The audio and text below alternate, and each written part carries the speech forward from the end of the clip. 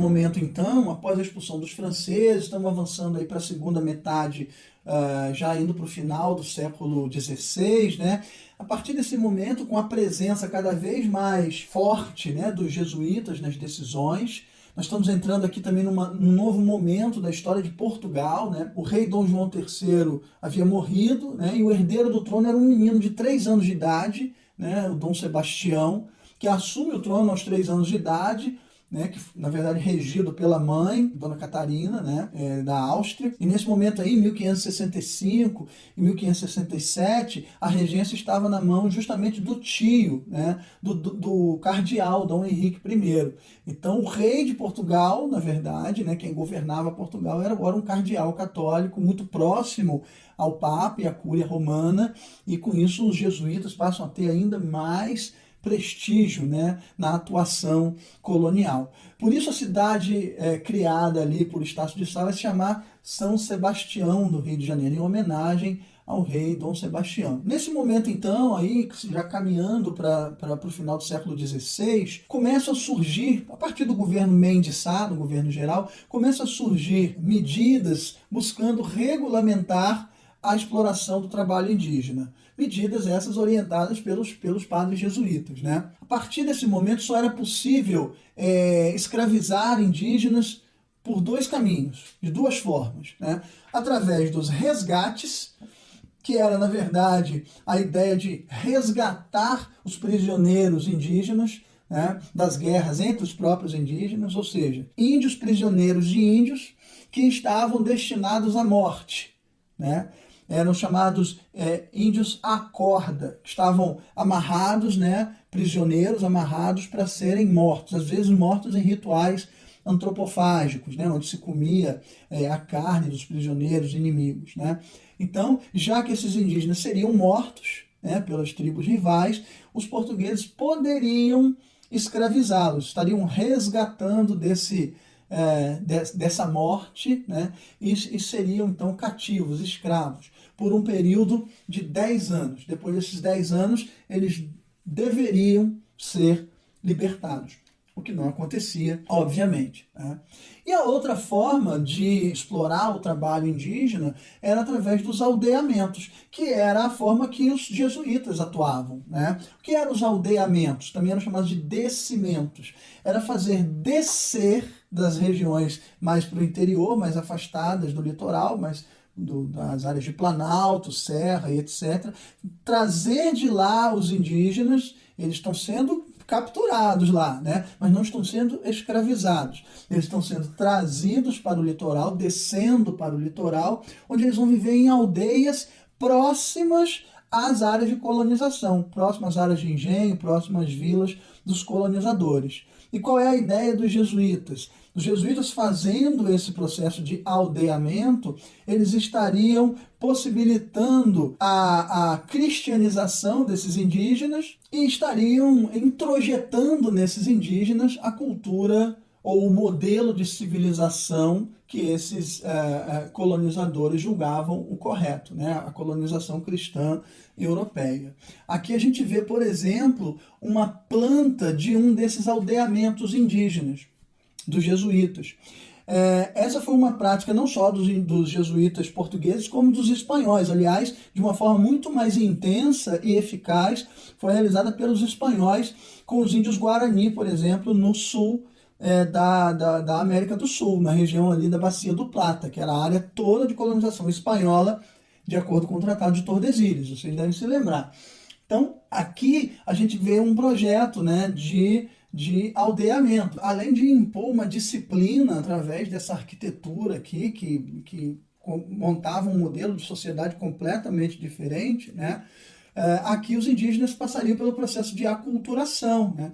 Os jesuítas aprendiam a falar a língua dos diferentes grupos indígenas ali, né? E através da própria língua deles, eles iam ensinando o português e também o catecismo, músicas religiosas, ensinava música, o canto, né? Os hábitos cristãos de se vestirem, a questão da monogamia, do casamento e etc. Então esses índios eles vão se cristianizando e, além disso, eles vão aprendendo também trabalhos, né? Eles vão aprendendo a desenvolver trabalhos artesanais, eles vão aprender, por exemplo, a construir tijolos, telhas nas olarias, né? Eles vão... Alguma dessas aldeias possuem seus próprios engenhos de açúcar, né? E também a prática da agricultura para abastecer, e esse era o argumento principal dos aldeamentos, né? Os aldeamentos próximos às vilas e próximos aos engenhos dos colonos iam fornecer gêneros alimentícios para os engenhos, para as vilas, etc. Esse exemplo que eu mostrei aqui é um exemplo de um aldeamento jesuíta espanhol, tá? Que os espanhóis chamavam de reduções, né? Redução no sentido de unir todos os indígenas de diferentes grupos numa única aldeia, num único grupo, e de redução também tem um sentido de recondução, ou seja, de cristianização desses indígenas, né? Essa é a redução de São Miguel, e aqui essa maior, né, esse projeto bem maior aqui é da redução de São João Batista. Ambos localizados numa região que atualmente pertence ao estado do Rio Grande do Sul, no Brasil. Essas reduções, ou missões, ou aldeamentos, né, elas cumpriam então esse papel importante num contexto de expansão da fé católica, num contexto de reforma religiosa, de contra-reforma católica, né? Mas também gerava conflitos. Ela promovia o processo de aculturação, mas gerava conflitos entre os colonos e os jesuítas, né? Porque os colonos, com esses aldeamentos, os colonos não poderiam mais escravizar esses indígenas. Justamente esses indígenas que começavam a se tornar uma mão de obra muito interessante, porque eles aprendiam as funções, eles aprendiam a trabalhar com agricultura, tudo isso nesse processo de aculturação, falavam o português, mas estavam a serviço dos padres jesuítas, que acabavam por utilizá-los como mão de obra, enquanto os colonos não podiam. Então nós vamos ver, a partir desse momento, muitos conflitos entre colonos e jesuítas, né? E os jesuítas começam a ser vistos, então, como aqueles que estão protegendo os indígenas contra o processo de escravização promovido pelos colonos. Já os colonos acusavam os jesuítas de explorarem o trabalho desses indígenas, e eles não podiam fazer o mesmo. Diante, então, desse conflito, que era mais um obstáculo para o desenvolvimento da colônia, o governo português decide, então, acabar definitivamente com a escravização de indígenas, né? Definitivamente não. Aqui em 1570 é publicada então uma carta régia do rei de Portugal, Dom Sebastião, mas na verdade do regente, né, o cardeal Dom Henrique, né, proibindo o cativeiro indígena, exceto por meio de guerras justas. O que seriam então essas guerras justas, né? No caso de os grupos indígenas invadirem um engenho, invadirem uma vila, né? Então nesse sentido, seria justificável uma guerra de defesa dos colonos contra a atuação dos indígenas, desde que fosse autorizado, né, fosse permitido pelas autoridades do reino aqui na colônia. Então, começa a ocorrer muito processo de escravização indígena que os jesuítas vão chamar de ilegais, né? Nas cartas dos jesuítas para o governo de Portugal, era muito comum as queixas, né, de que a maioria dos cativos são cativos ilegais, etc, etc. Então esse conflito ele se estende e ele ultrapassa, né, o século XVI e avança para o século XVII, né? Então veja, a questão da escravidão indígena, ou do uso do trabalho indígena, ele começa a ser visto como um problema pelas autoridades portuguesas, tem essa atuação dos jesuítas, mas o que impede mesmo o avanço ou a continuidade da escravização indígena como a mão de obra fundamental, primordial, mais importante da colonização, são alguns aspectos. Primeiro, a ausência de um sistema de comércio de escravos indígenas, né? Não havia nem como distribuir esses escravos pela colônia, porque a navegação de cabotagem, ou seja, navegar pelo litoral da América Portuguesa de um ponto a outro era proibido, né? Não era permitido, justamente para não haver circulação de colonos por regiões diferentes da colônia. Então isso dificultava a existência de uma rede de escravos indígenas. Outra coisa era que o processo de escravização indígena era um processo de guerras, né? Então a colônia vivia o tempo inteiro em guerras. Isso atrasava o desenvolvimento da produção açucareira, a montagem dos engenhos, etc., porque era um contexto de guerra permanente, né? Então isso também era um outro problema. Ainda um outro problema é a questão da mortandade indígena, não só nessas guerras, mas também por doenças.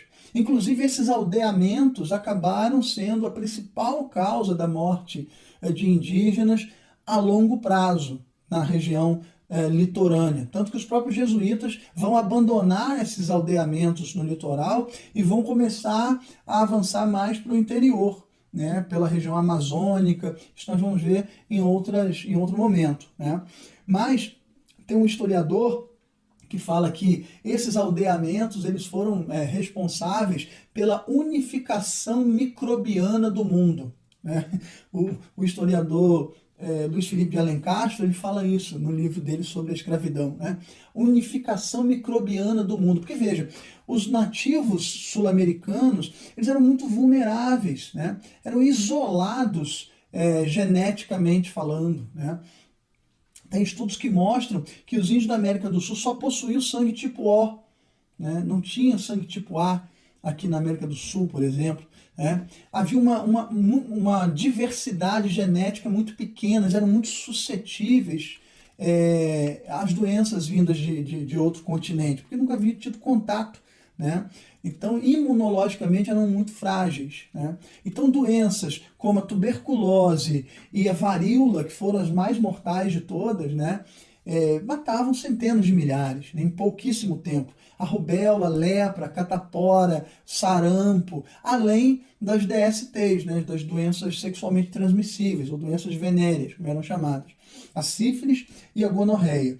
Matou muita gente também, além de provocar a esterilidade feminina. Então começa a diminuir também as taxas de nascimento. Então o declínio da população indígena também foi um outro fator que dificultou a escravização dos indígenas, né? Então é por isso que a gente começa a perceber um aumento da utilização da mão de obra de escravos africanos nesse momento.